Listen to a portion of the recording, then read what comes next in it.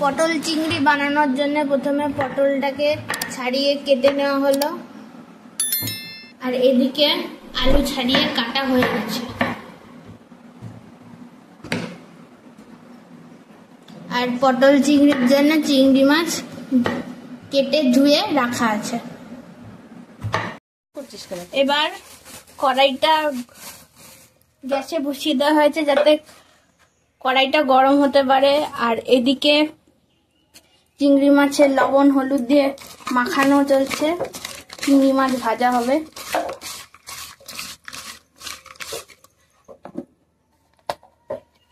এবার কড়াইতে তেল দিয়ে দেওয়া হলো, সাদা তেল।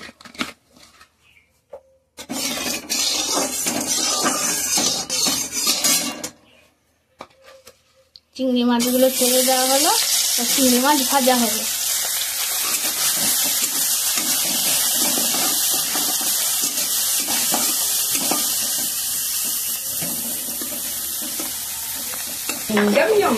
চিংড়ি মাছ ভাজা হতে হতে জিরে কাটা বেটে নেওয়া চলছে।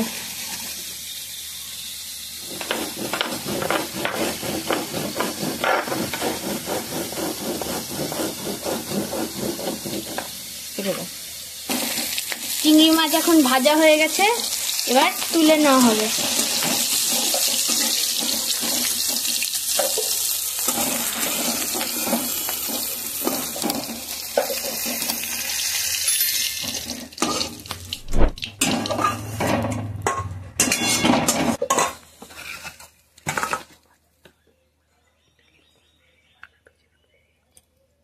এবার তেলটাকে গরম করতে দেওয়া হলো আর একটু তেল দিয়ে।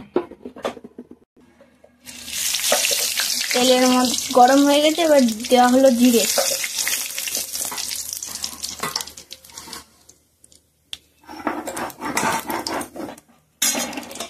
এবার আলু ছেড়ে দেওয়া হলো।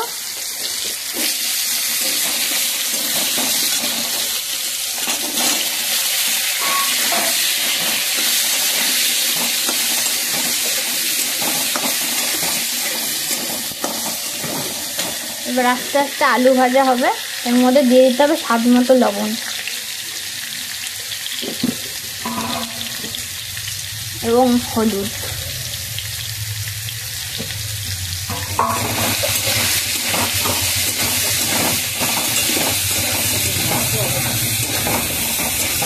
এবার এটা আলুটাকে সুন্দর করে ভাজতে হবে।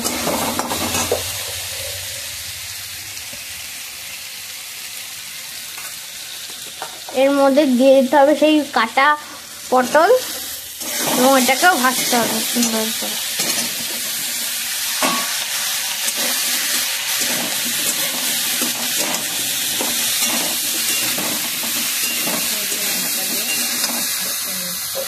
এবার আঁচটা পুরো লো মিডিয়ামে করে দিতে হবে, করে দিয়ে আস্তে আস্তে এটাকে ঢাকা দিয়ে রাখতে হবে যাতে সুন্দর করে গলে যায়। পটল ভাজা হয়ে গেছে, এবার জিরে বাটা আদা বাটা, আলু পটল ভাজা হয়ে গেছে, এবার আদা বাটা দিয়ে দেওয়া হয়েছে এবং জিরে বাটা দিয়ে দেওয়া হলো। আস্তে আস্তে সুন্দর করে নেড়ে দিতে হবে।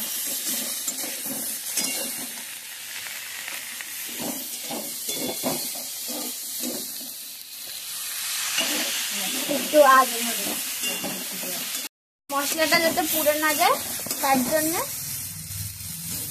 একটু জল দিয়ে দেওয়া হলো।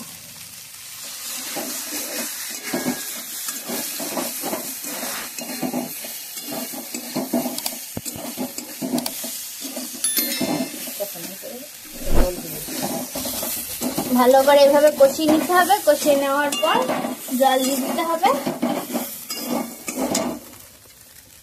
কিছুক্ষণ, তারপরে জল ফুটিয়ে নিতে হবে।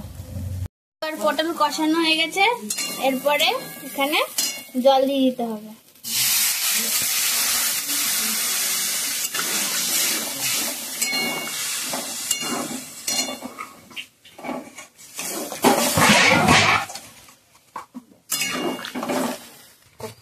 এবার এই জল দেওয়ার পর এটা আস্তে আস্তে ফুটতে থাকুক।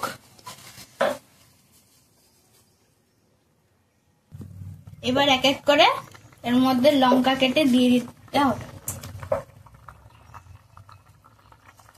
এটা ফুটে গেছে এবং এর মধ্যে চিংড়ি মাছগুলো যেগুলো ভাজা হয়ে গেছিল সেগুলোকে দিয়ে দিতে হবে। যেহেতু এটা তৈরি হচ্ছে পটল চিংড়ি।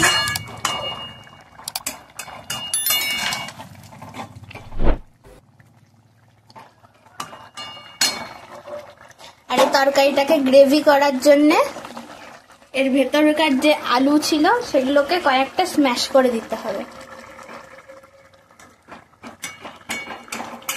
যাতে এটা খুব ভালো করে গ্রেভি হতে পারে।